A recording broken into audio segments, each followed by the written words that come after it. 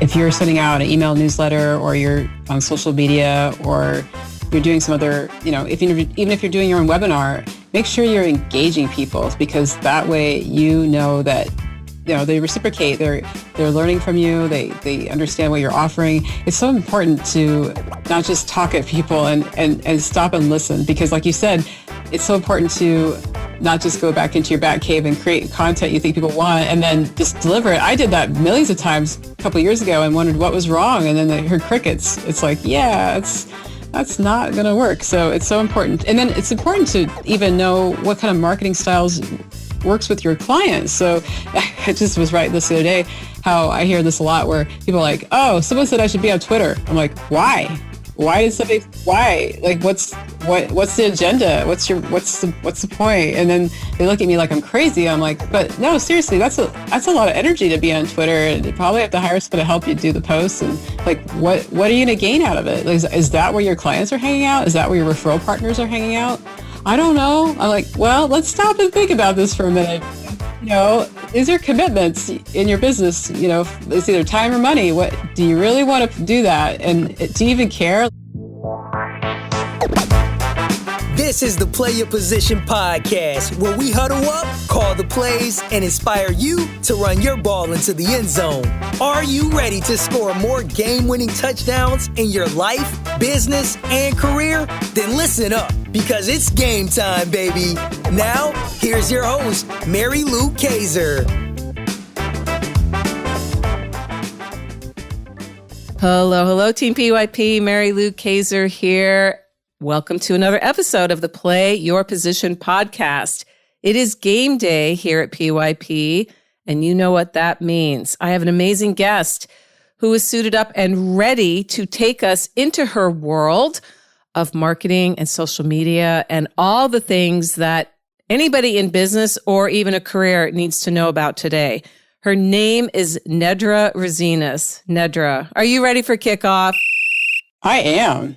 Me too. So team, here's what I know about Nedra. She is a marketing coach with more than 20 years of business experience, including working with over 200 businesses on their websites and marketing decisions. She has worked in a variety of roles, such as business owner, web designer, project manager, consultant, teacher, mentor, and contributor. She loves teaching at the Small Business Development Center at Portland Community College and enjoys the lasting, amazing connections to her students over the years. And she is talking to us today from Portland, Oregon, so right where I'm located, which is so fun. Nedra, welcome to the show. Thanks so much for having me, Mary Lou. Yeah. So my first question right out of the gate is, would you please describe for all of us, when did you get the call to leadership, Nedra? And what is it like to be a leader in the marketing space as you play your current position? Yes, I was drawn to leadership actually in high school. I was lucky enough to receive a scholarship to go to leadership camp for a week during the summer. And I think that was a turning point in how I interacted with people, how I could elevate and even coach people through different challenges and give them a little bit of hope and things to look forward to. So yeah, it started a long time ago. And it's interesting to be in the leadership of marketing, because what happens is it's one of those aspects of business that can really, really stress people out. And so it's wonderful to be able to give people advice and help and to just have them basically be able to have less overwhelm and have some structures and paths to follow that will lead them to success. And a lot of it is just helping people learn what to pay attention to and what to ignore. And, right now our world is so loud with ads and social media and grabbing attention. It's really important to know what you need to pay attention to. And I think that's one of the ways I demonstrate leadership. So what is challenging people today? You mentioned the noise, and yes, there's a lot. Everybody's online right now, and everybody's saying, look at me, pay attention to me, right? So take us inside your work a little bit, and what's one challenge that you see consistently your clients come to you with when it comes to marketing? Exactly. I'd say one of them is just pushing out messaging without listening and engaging. I see so many people I've had clients come to me and they say, well, I post on social media. I post every day. Why is nothing happening? And then I always ask them, well, are you also engaging with other people and commenting on what they're saying and direct messaging them or connecting with them on a different level? No, I never thought of that. And so it's just kind of opening up their mind, because I'm an early adopter of Twitter and Facebook back in the, late 2000s. And I could see the ups and downs and the evolution of all these platforms. And one of the most important things is engagement. And that's why, that's one of the reasons why people show up on social media. They want to be connected. They want to be informed and entertained as well, but they also really want to be connected. And right now, that's one of our main connections, which is really intense. I don't know if it's right or wrong. I don't think it's either. I think it depends on how you use it as a tool, especially for your business.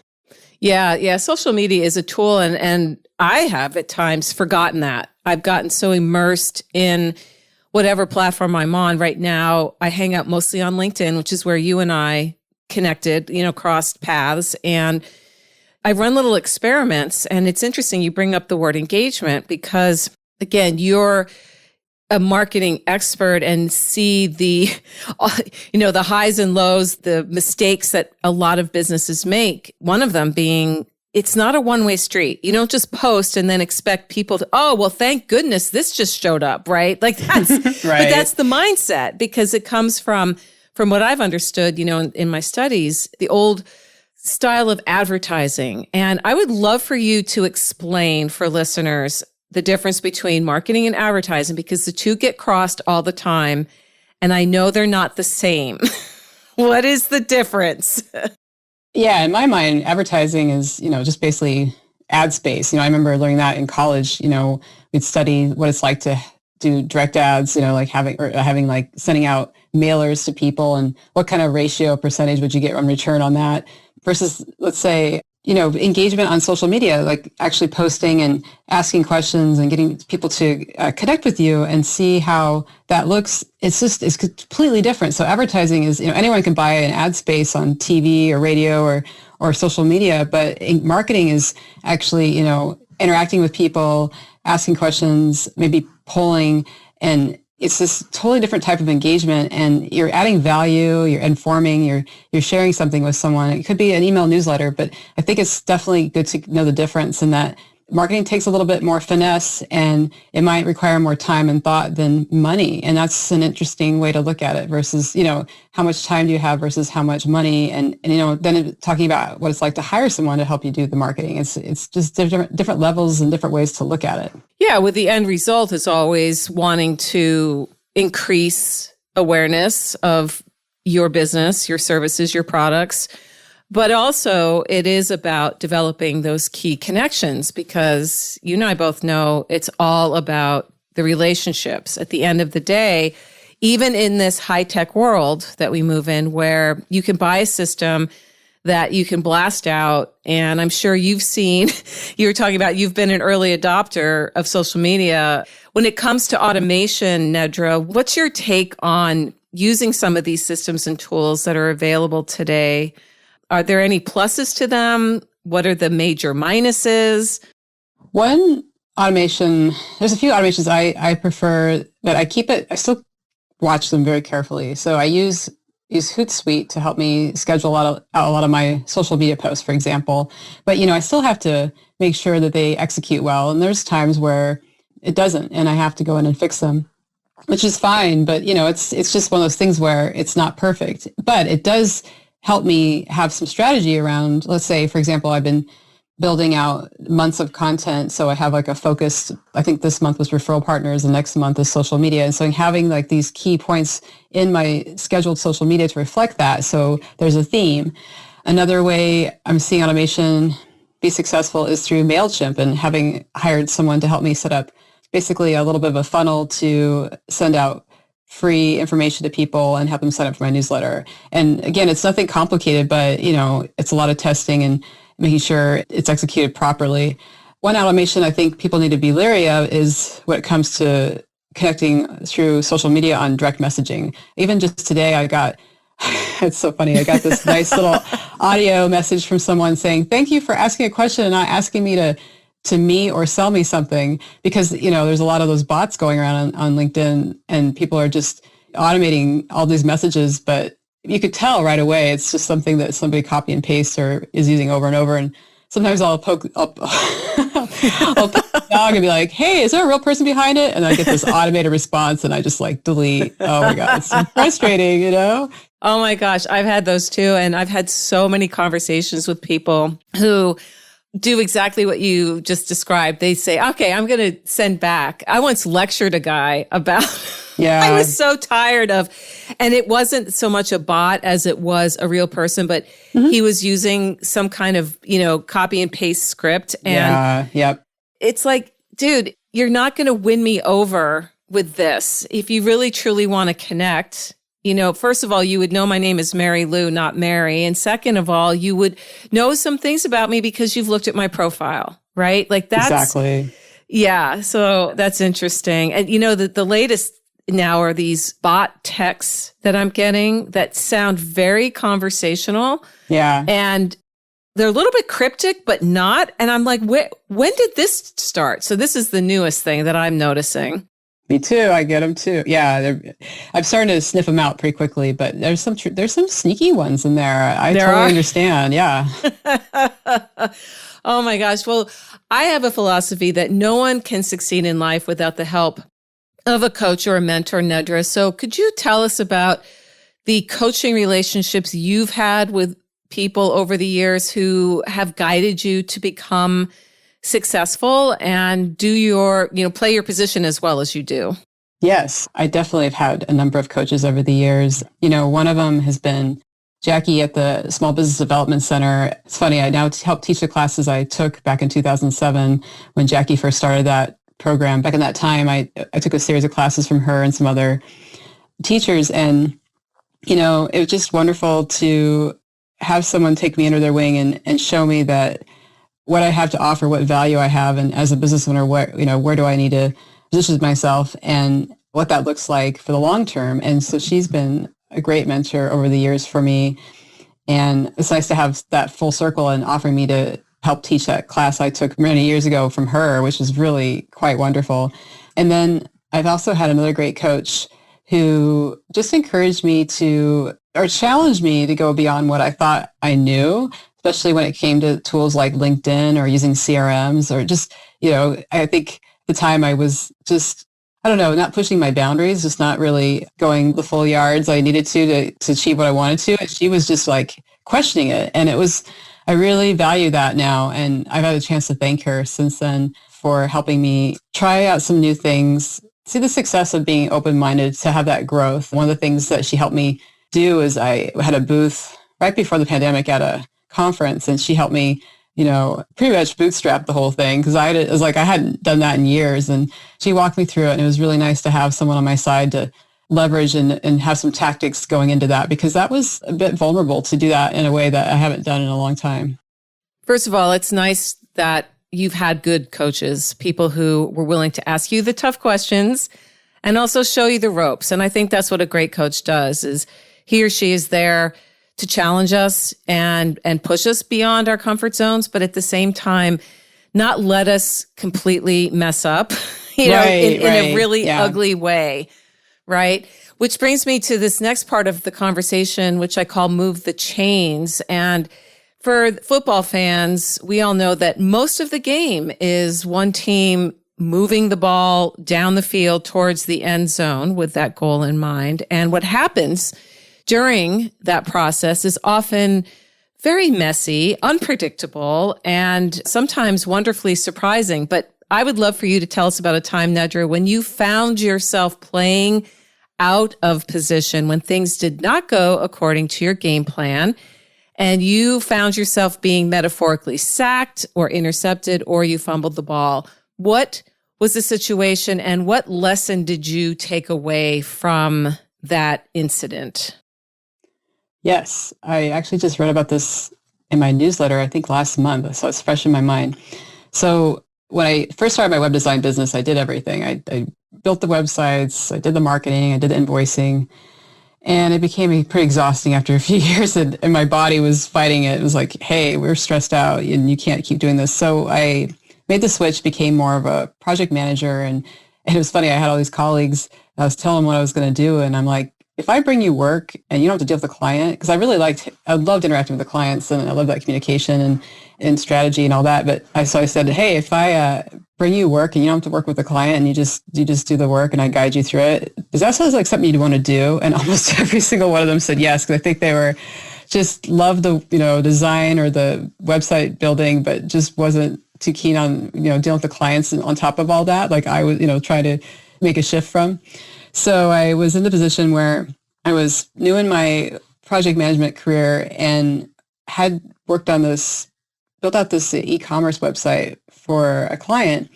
And I was working with a colleague and I thought he had experience in this, and he got probably about halfway to 60% of the project done and then just stopped.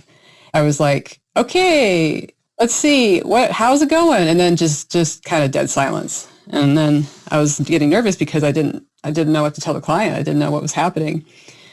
And then finally, after some back and forth, we met in person and talked through what was going on. And it was just simply, he didn't know how to finish the site. He bit off too much more than he could chew. It happens to all of us. But the way he reacted was really frustrating because it wasted a lot of time. I was supposed to deliver the client's website at a certain time, and this was not working out. So he pretty much left me hanging. But at least he finally admitted it, and I got the details and was able to, take the reins over. But then I was left going, okay, how am I going to finish this project? This is scary. I don't know who's going to be able to, I don't know anyone else that does this type of work.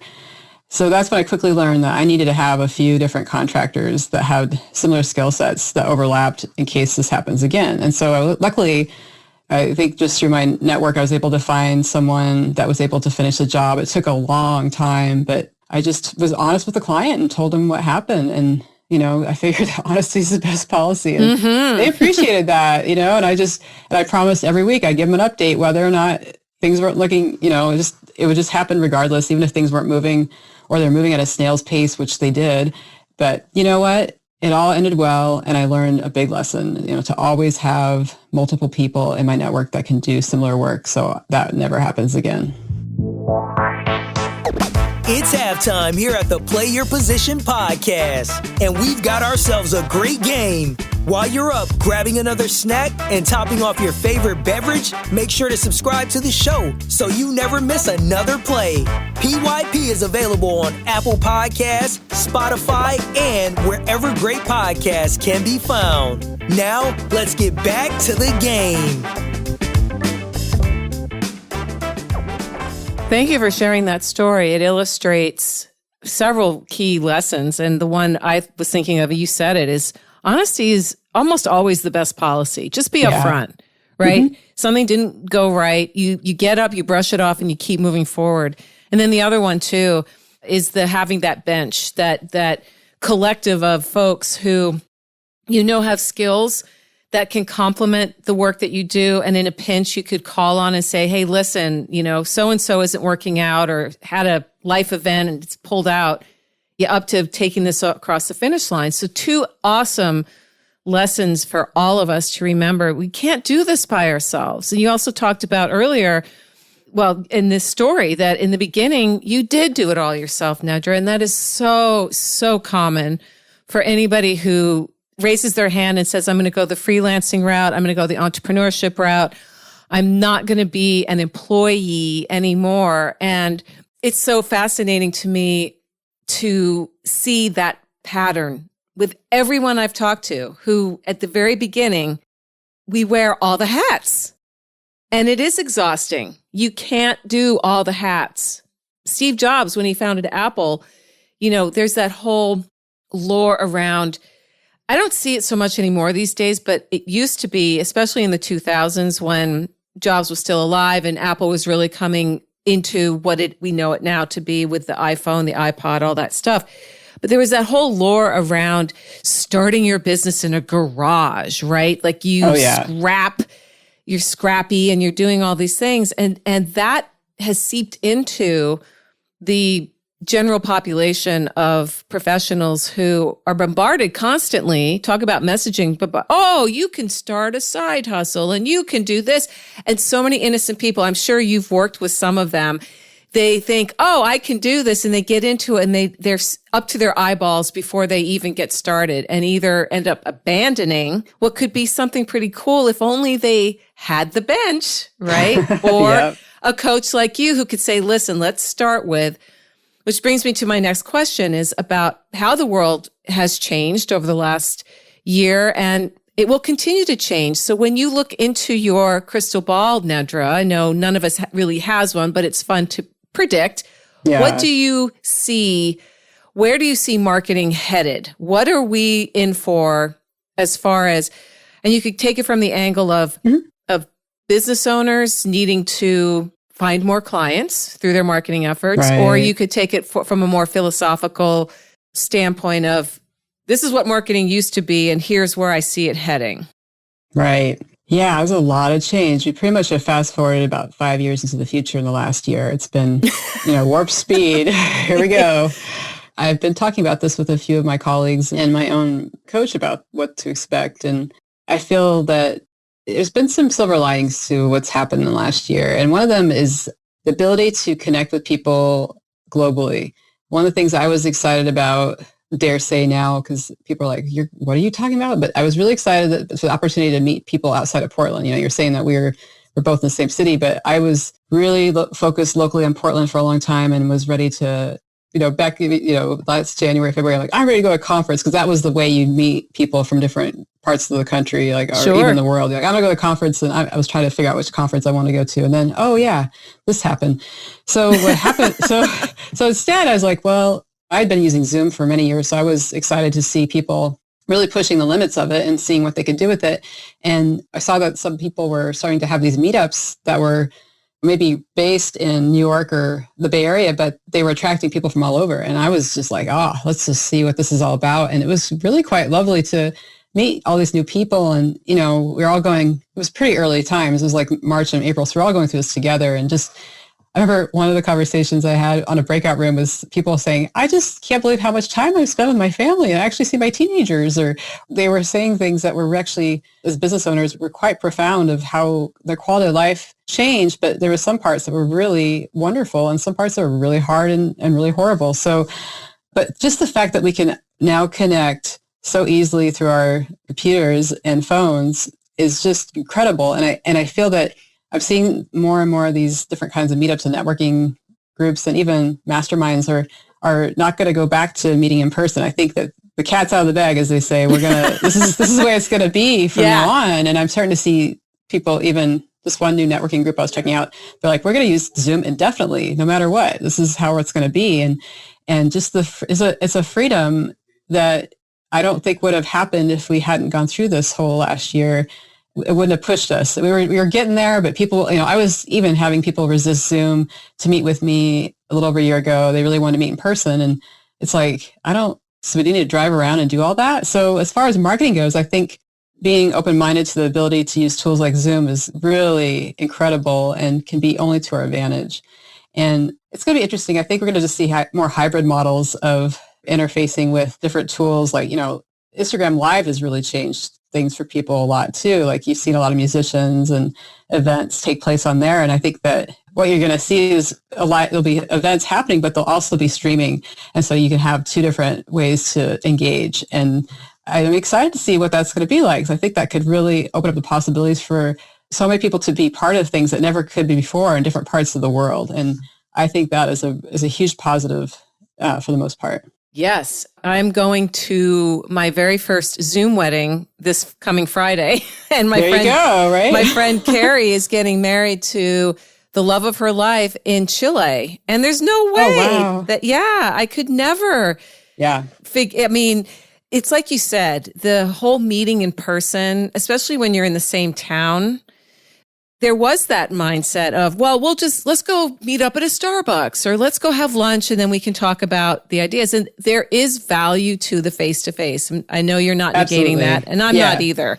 Yeah. But what a wonderful, I have loved not having to get in traffic or have to think about, you just think about things differently when you know you're going to be going to an in-person meeting. And the hybrid model is, from what I've been reading on LinkedIn anyway, definitely here to stay for people who how did you find these meetups and masterminds? Like, what can you give us a little inside tip for if there's listeners who are thinking, oh, that sounds interesting? Where would you even start with something like that? Yeah, well, that was the thing. I was becoming the hub to let people know about these because somehow I just knew where to look. I don't know. I was just talking to the right people on LinkedIn. And then also I hopped on Eventbrite, which is always a good place to study Eventbrite. Yeah. and see what's happening. What I noticed, I haven't checked recently, but maybe 9 months ago, there were a lot of really amazing networking groups happening all over the world. It was just kind of, especially in the UK, I was just like, what? Why? I'm like, why there? I don't know. Maybe there was some strange algorithm that was pointing me that direction. But yeah, so there's all these ways to find out. It just depends on what your focus is. So I would recommend you can go down the rabbit hole all of a sudden and then, an hour later go, I only have 2 events I found. So it's better to really narrow down what your focus is and who you want to, maybe your ideal client or what you want to learn. And that might be a much better way. But there's plenty of online events and I don't think they're going anywhere. I don't either. I think it has enlightened a lot of people who were either dragging their feet or really honestly had zero idea that this could work. And we've proven it works. And it's actually been a huge relief to millions of people who just don't want to go to the office every day. Exactly. Yeah. It's a freedom that we're still discovering and playing with, but I think in the next few years, we'll have a better grounding of what it's like to go to a conference and have that hybrid model work for us. It'll be some trial and error for sure. Definitely. Yes. Well, speaking of trial and error, again, going back to a football team is trying and often having a lot of errors to get that ball into the end zone. So we're at the part of the show, Nedra, I call touchdown. Yeah. So I'm putting you in the red zone. There are less than 30 seconds left on the clock. You are down by 4 points. It's third down and it's now or never. Tell us a story about a time when you metaphorically ran the ball into the end zone for that game-winning touchdown. So last year, I started doing these webinars for free just to see what people wanted to learn. And it was amazing what I learned by doing them. I couldn't believe how people were just hungry just to get together and just talk, but also just to learn something new. And especially how our world's changed so much and have the ability to be able to learn what they can do just to help themselves out with their email newsletter, their social media, their content. I did this one webinar where it was repurpose your content, and I couldn't believe how I made it as interactive as possible. And I couldn't believe how people got so excited and they were talking to each other and connecting. And it was just amazing. And so I feel like I'm starting to ramp those back up again. And I feel like that is a really great way I feel like these webinars are a really amazing way to help get insight to what people are really wanting and understand and see what they're yearning for. And then also have a chance to talk, because I think so many people are just being talked at. And so I want to give people a chance to actually ask their question and be heard. And as far as the question goes and the touchdown, the timing, I think this never would have happened again before the pandemic. I think people, even in an in-person meeting, would have not had the comfortability, and especially as introverts, a lot of people wouldn't speak up. So I feel like this whole ability to have these interactive Zoom webinars is just changing how people learn and how they want to grow, and it's very exciting again. So I don't know if that's the best example for you, Mary Lou, but it's what popped in my head. No, I love that example because you experimented. You didn't have a track record of, I do this every, you threw it out there and said, let's go for it. It's kind of like a Hail Mary in a way. It was. I did it I literally did it 2 weeks after lockdown. So it was really, I was like, I got to just try this out. And I had immediate success. So that was a really positive thing. It was just like, all right, it's now or never, and I felt like people were so eager to hear something positive they could do, like one little thing. And I still, to this day, people are thanking me for doing those. And yeah, it was really powerful. Yeah. So you brought up something that I know people who are on the outside of marketing sometimes kind of look askance at and say, well, why would I want to give away something for free? Like, you gave away your time and your knowledge, and we're willing to just generously offer that. Why does that work? I believe it gives, going back to what we were talking about earlier, any kind of marketing is the best kind is it's giving people value. So it's kind of a form of marketing in a sense, to be able to share what you know and to give that in a real-time setting so people can see what it's like to work with you. But I think what happens is people get, a lot of people usually get excited, a certain percentage of folks, and they go, oh, yes, you're telling me how to do it, but I know better. I know I need to hire you to help me figure this out and then ultimately hire someone to help me do this, because there's a certain percentage of people I find that they know they've just been on the hamster wheel too long. They're like, I'm just chugging along, and I want to stop. I'm just going nowhere, but I want to stop the exhausting momentum and get some help with this. So I feel like as a coach or anyone in my kind of world, to demonstrate how to help someone is like the best gift, because they can see if that's something that something they want to commit to, because it's simply over a series of time. It's not just a one-time only thing that solves a lot of these challenges. It's usually a series of sessions. Yeah. And if you as the business owner are all in on what it is you're teaching, talking about, demonstrating, explaining, whatever it is you may be doing, it doesn't matter because you're going to do that anyway. So it's such a different mindset than people who are saying, well, if I can just figure out what people want and then I'll position that and then I'll gobble it up and then I'm off, riding off into the sunset, which is, I saw a lot of that again in the 2000s and the early 2010s, where there was a lot of low-hanging fruit. People really didn't understand what this internet thing was, or social media certainly was. You and I have been on this ride for a long time, and we've watched it change, and we've seen people come and go. So I'm glad that you were willing to share for free what you help people do with no expectation of a return. Just, hey, this is what I do and you want to check it out. You've got this problem, because you're right. There's going to always be a percentage of folks who over time, or even just one time, are going to say, oh my gosh, you're exactly who I need. And then it goes from there. Yeah, it's worth it. So as we get to the end of our conversation today, Nedra, could you please share 1 to 3 key offensive marketing strategies straight out of your playbook that Team PYP could put to use right away to see some kind of forward progress in their marketing efforts? What could you share? Yeah, I'd say, well, the first thing that pops in my mind is going back to engagement. It'd be like if you're sending out an email newsletter, or you're on social media, or even if you're doing your own webinar, make sure you're engaging people, because that way that they understand and they reciprocate. They're learning from you. They understand what you're offering. It's so important to not just talk at people and stop and listen, because like you said, it's so important to not just go back into your bat cave and create content you think people want and then just deliver it. I did that millions of times a couple of years ago and wondered what was wrong. And then I heard crickets. It's like, that's not going to work. So it's so important. And then it's important to even know what kind of marketing styles works with your clients. So I just was writing this the other day, how I hear this a lot where people are like, oh, someone said I should be on Twitter. I'm like, why? Why? Like, what's the agenda? What's the point? And then they look at me like I'm crazy. I'm like, but no, seriously, that's a lot of energy to be on Twitter, and you probably have to hire someone to help you do the posts. And what are you going to gain out of it? Is that where your clients are hanging out? Is that where your referral partners are hanging out? I don't know. I'm like, well, let's stop and think about this for a minute. These are commitments in your business. It's either time or money. What do you really want to do that? And do you even care? Like, this is usually like somebody that maybe works with lots of women, women business owners. I'm like, maybe you should think about Instagram, or even just, have you even done an email newsletter? Just taking it down a few notches. So it's something that's achievable.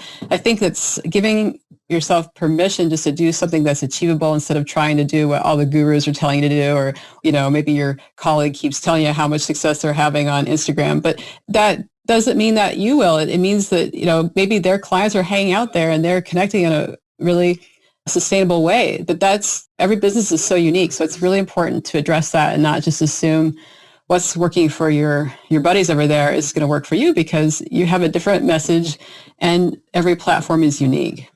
It is so true. And thank you for emphasizing that. It is just far too easy. We've been given all these amazing tools to connect with others, and there's no one rule book about here's how you use Twitter, here's how you use Facebook, here's how you use LinkedIn. Like a gazillion people have their flavor of what to do. And I have seen it too. And I have myself, I used to use Twitter. I don't anymore because it's not where my people are hanging out. And B, it's what you said. It's a time suck. I can get just really pulled into that rabbit hole. And then I come out of it. I'm like, why did I just do that? I could have been doing this over here instead. Yeah. So it's being judicious. Exactly. And that's one of the things I teach a lot of my clients is, setting boundaries around your email and your time and your social media usage. Like, what does that look like? What do you want it to be? And how can we achieve that? Because I think a lot of times people talk to me and they go, oh my God, you're going to tell me to do these things. I'm like, how do you know? Like, what? You're assuming this. Do you know my style? I think you're putting me in a category that maybe other people do, but that's not me. I'm not going to tell you to do ads. I'm not going to force you to do anything you don't want to. We're going to talk about what's realistic for what your resources are and what your goals are. And I think it just takes that whole anxiety out of all the pressure to do all the things, because Lord knows we've been going through that the last year and it's exhausting. Everyone's hitting this burnout and we have to just take a few steps back and go, what's working now and what can we do more of to make that happen? Amen to that. Love it. So for people who would like to connect with you, Nedra, where do you hang out online? Yeah, LinkedIn. It's like, that's where I'm doing. That's where I'm meeting a lot of great, interesting people these days. And it's a great landscape for a lot of professionals. I'm finding some really great people there. Awesome. So I will put a link. Team, you know this. There'll be a link to Nedra's LinkedIn profile on her show notes page at pyppodcast.com. And, let her know that you heard her here at PYP so it doesn't seem like she's getting spammed. And you've really shared with us some great insights today about how to use social media effectively, the difference between marketing and advertising, why this is a long game, and that it's really about building those relationships in as natural and authentic a way as possible. Because in the end, that's who's going to buy from us. People who know, like, and trust us, who have seen that we are showing up consistently and aren't just this, again, Wild West cowboy or cowgirl trying to come in and kill all the buffalo, right, as it were. So love, love, love what you shared today, Nedra. And before we say goodbye, would you please share with us a favorite book, something you're either reading now or has been influential to you in your life and or your business? Oh, I'd love to.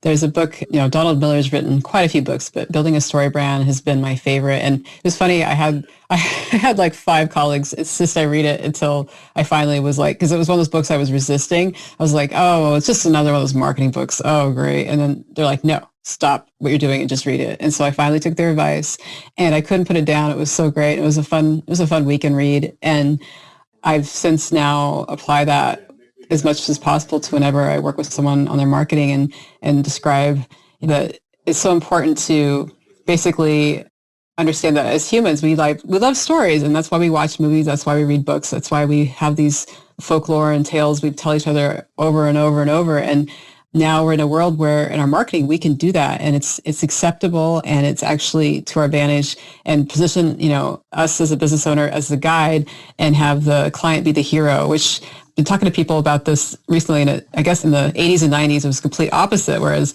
business owners were seen as the hero, and that was how the positioning was. But no, today we can actually have our clients be the hero and help them solve that problem. And it's such a relief, and it's a much better story to tell. And it doesn't feel like it's a forced to introduce a new service or product that could actually really help someone's life or just make life easier for someone. It's really incredible. So I really appreciate the examples and just what that book's done to help my business and help my clients. Well, thank you for that recommendation. And team, again, we'll have links to the Story Brand book, Nedra's LinkedIn profile at pyppodcast.com. Check her out. If you've got questions about how to use social media more effectively to market your cause, your business, whatever it is you're up to, definitely connect with her. And Nedra, this has been a great conversation today. I'm so glad you said yes and came onto the Play Your Position podcast and shared your wisdom with all of us, because that's how we grow, is when we learn from each other. And you dropped a lot on us today, and I appreciate that. It was a lot of fun. Thanks, Mary Lou. Hey team, Mary Lou here. Who's number one in football changes from year to year. Fashion trends come and go, same with musical tastes. But leadership skills, they never go out of style. In fact, these days, leadership is an essential survival skill for a world that demands more from us than ever before. To succeed these days, you need to know how to show up for yourself so that you can then do the work you love with people you like the way you want. The Play Your Position Leadership Playbook helps you do this, and it's free. Go to pyppodcast.com to download your copy today. If being more successful this year, next year, in the 21st century is on your to-do list, get your copy of the Play Your Position Leadership Playbook now. pyppodcast.com. It's at the top of the page. You can't miss it. That's pyppodcast.com, and start being more of the leader you are meant to be today. This podcast was produced by Daniel Romeros. Show notes for this episode can be found over at pyppodcast.com. I'm Mary Lou Kaiser. Thanks for listening. Got a great key offensive strategy you like to share? Write to us at coach@pyppodcast.com or on Twitter, use #PYP and let us know how you're running your ball into the end zone for those game-winning touchdowns.